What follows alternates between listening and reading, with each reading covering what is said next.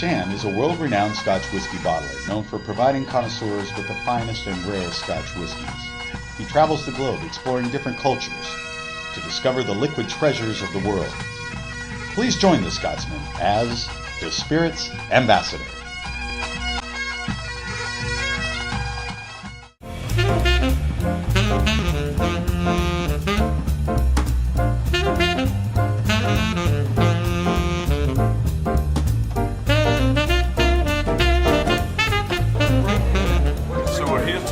In Las Vegas for one of the ultimate whiskey shows in the world.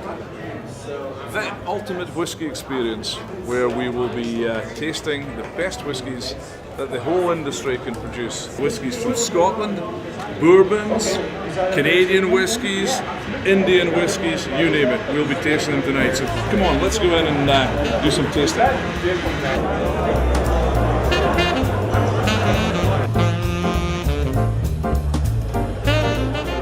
Blended by my fair hand, so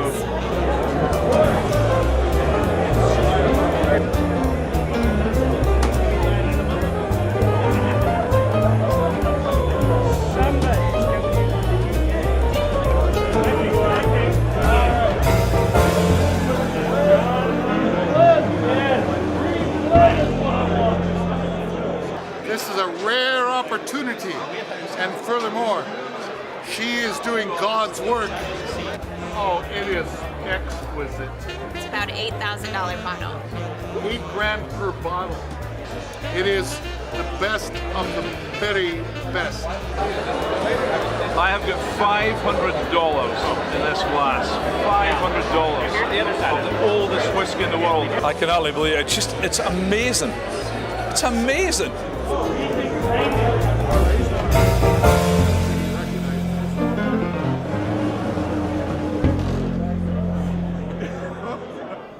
Mahesh Patel, owner, organizer of the Universal Whisky Experience Vegas.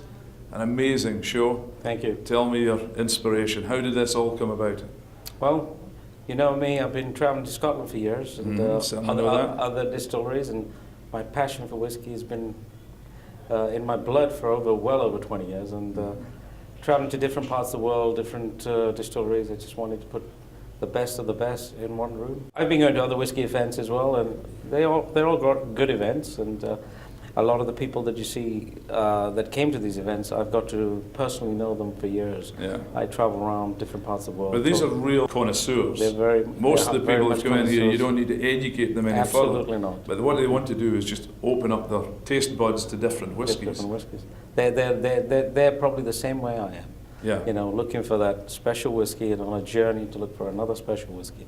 And that's what I'm creating here, that every year we can focus on bringing some of the best and people can have an experience. And the Universal Whisky Experience is Universal Whisky Experience. Yeah.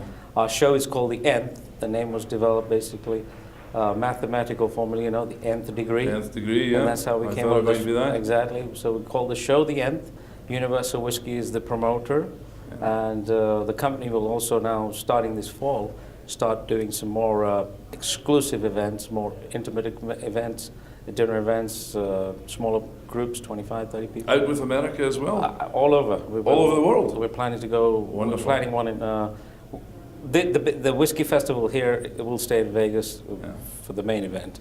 But we'll do small exclusive events. We're going to probably start one in Singapore as well. Singapore is a huge hub for single malts, one of the biggest now. Absolutely. I went there a few years ago and I was just like amazed what was going on there. Yeah. And we plan to do one there. We probably may do one in New Delhi. I think that's a good market.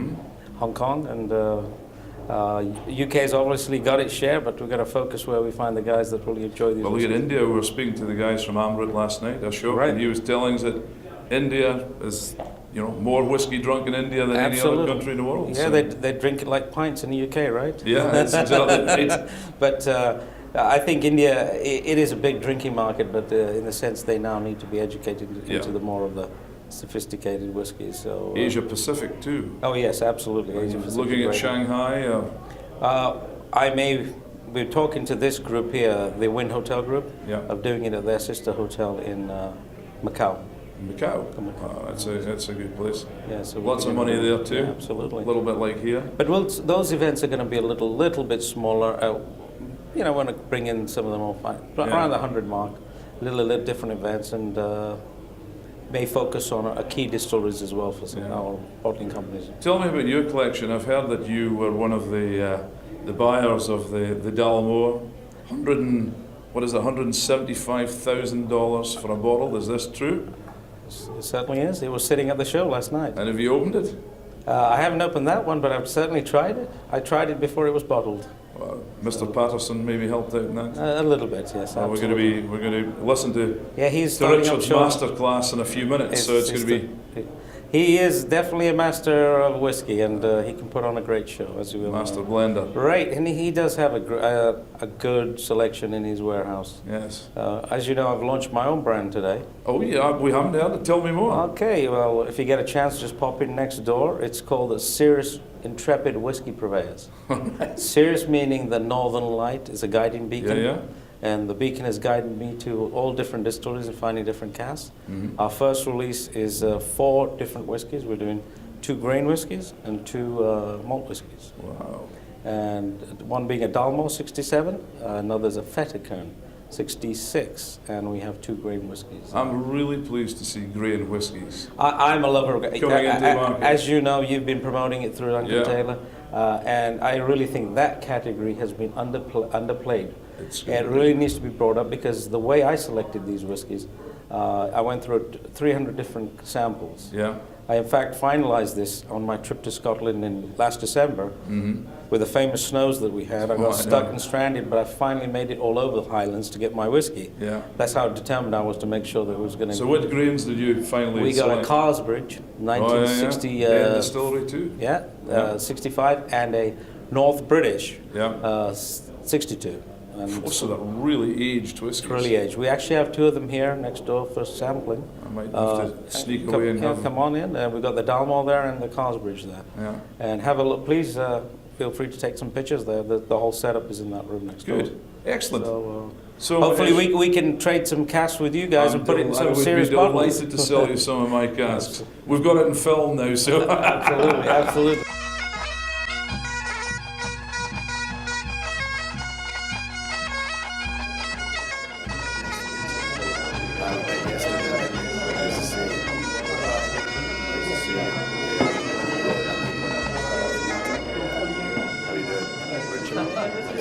Welcome to the Dalmore Art of Distillation Tasting. What you do is you put the spirit in, you make sure you swirl it around, and what you do, you fling it on the carpet.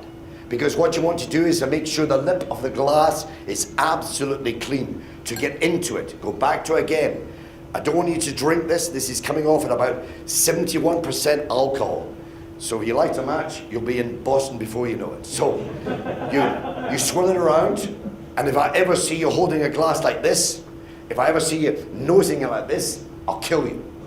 Especially if you have it, and yesterday I saw 1 or 2 warming it, ballooning it. Now that's something very exciting. A lot of the French people do this. Well, if you ever see them, take 2 fingers and stick it in his eyes. Okay? And the other thing I saw yesterday was this giant balloon glass. Did you see that gentleman yesterday with the giant balloon glass? Yes, I wanted to stuff his face in the glass, but because this is the only one. But what I must say to you immediately is, please hold it there, hold it at the bottom. Your hand must be away from everything else. There should be quietness in the room. Bring it up and say hello. Then you go up and say, how are you? And then you come up and say, quite well, thank you very much. But you need to get right in there. None of this pussy stuff, hello, like this. You need to get right in there. And if your eyes go slightly funny, if you go a little bit blinky, that means you're nosing it too aggressively. You must come up to it as though you're kissing, caressing a woman. What you want to do is to take it. Take the whiskey, put it in the middle of your tongue, then underneath your tongue, back in the middle, and let it go down. This cigar reserve is, in fact, 10 to 14 years old. Give it at least 14 seconds in your mouth, especially when we get to the older ones. Where are you going? Are you going for a drink someplace? We're going to go for a beer. Hey! All right.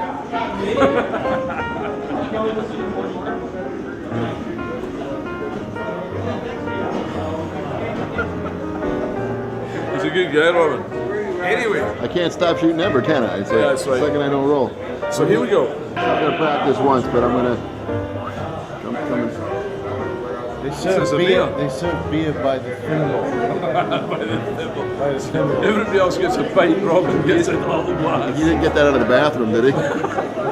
So we're here today with Brett Pintoni of Binny's Chicago at the Universal Whisky Experience. Welcome, Brett. You're the biggest buyer of alcohol probably in the United States, retail. I would say that we're near the top if we're not at the top.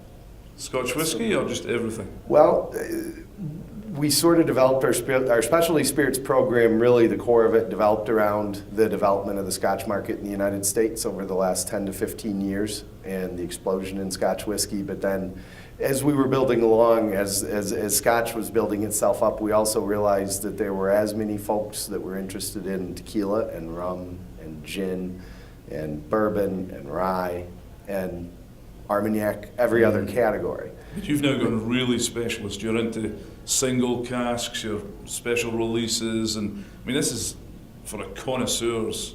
Well, you know what, our company's been around for over 60 years, and we were really on the map, certainly for wine.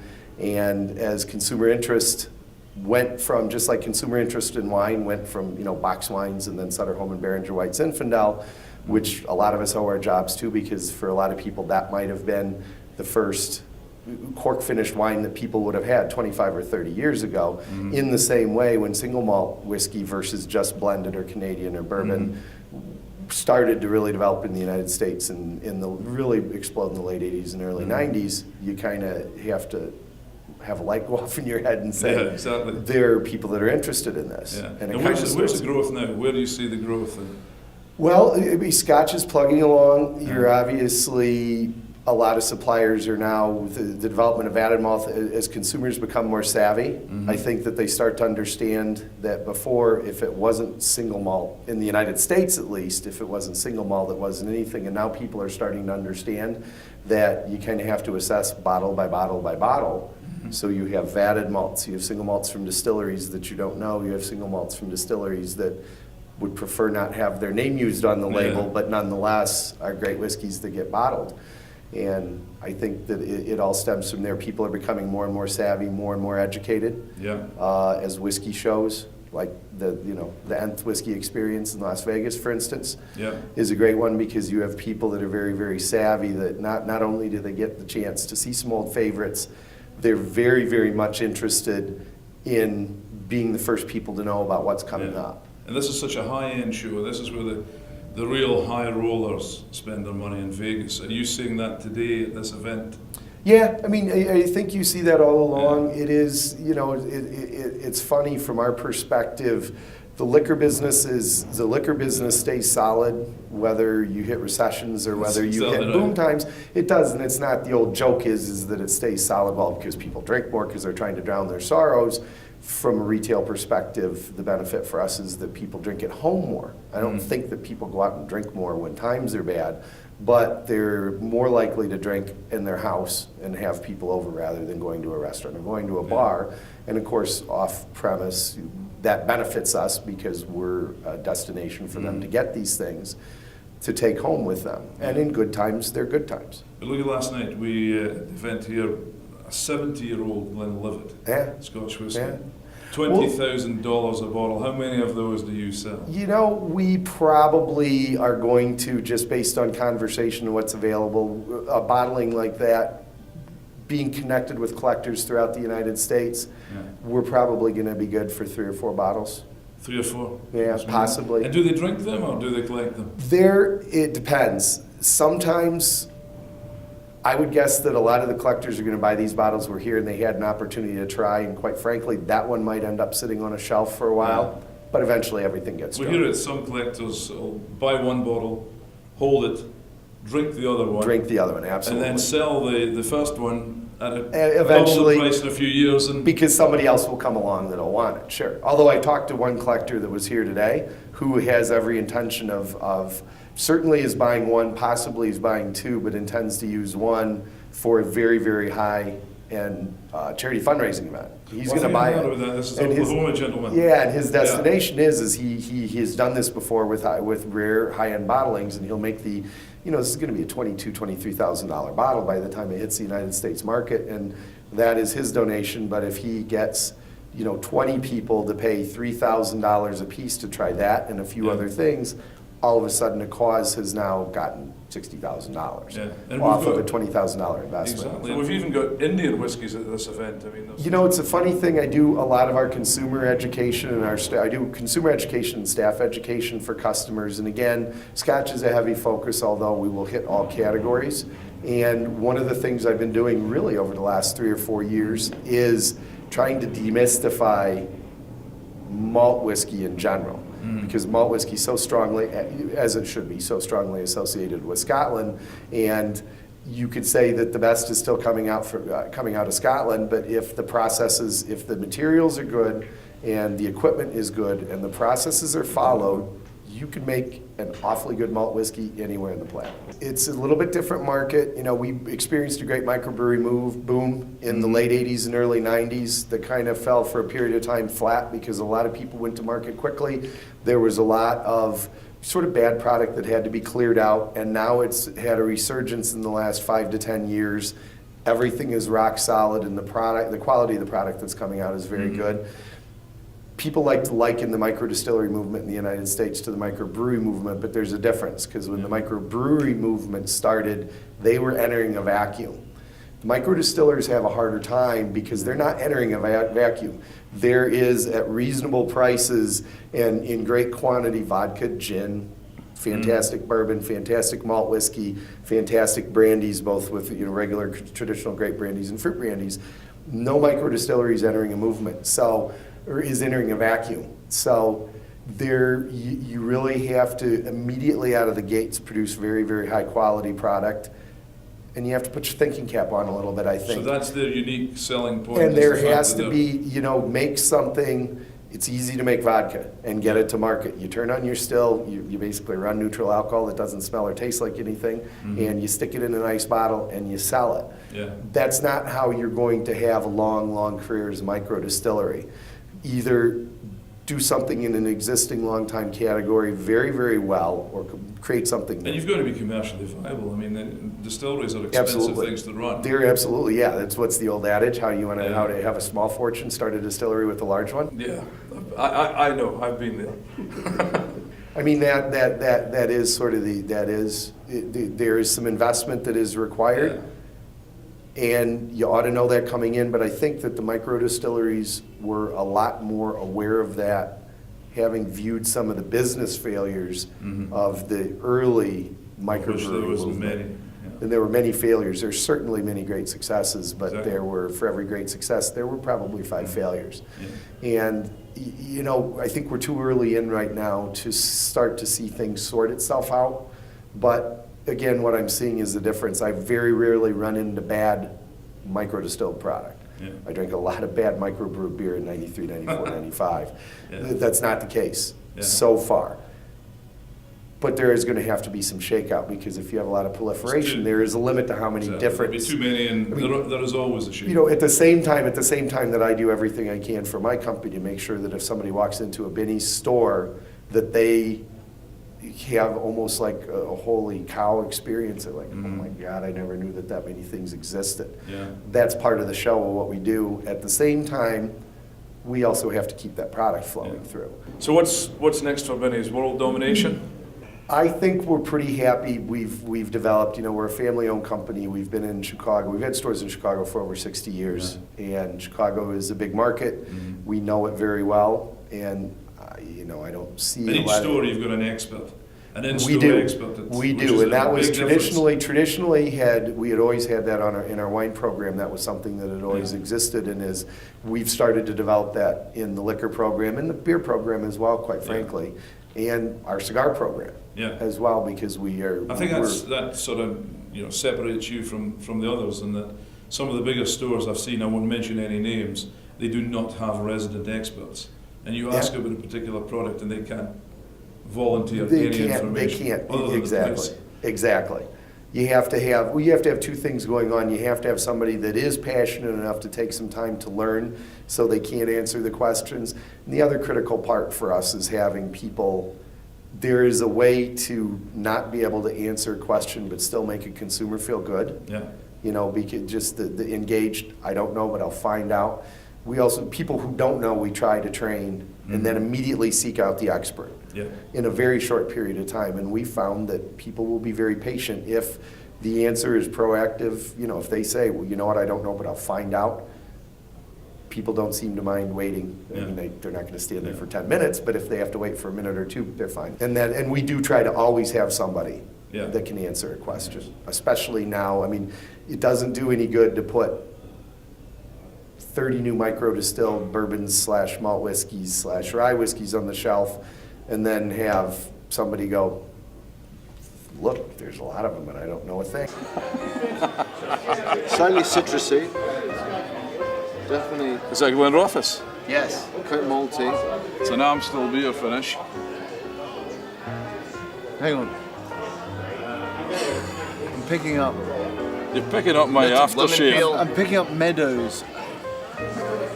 Blossoming. I think the meadows is a little bit of bull in the meadows as well.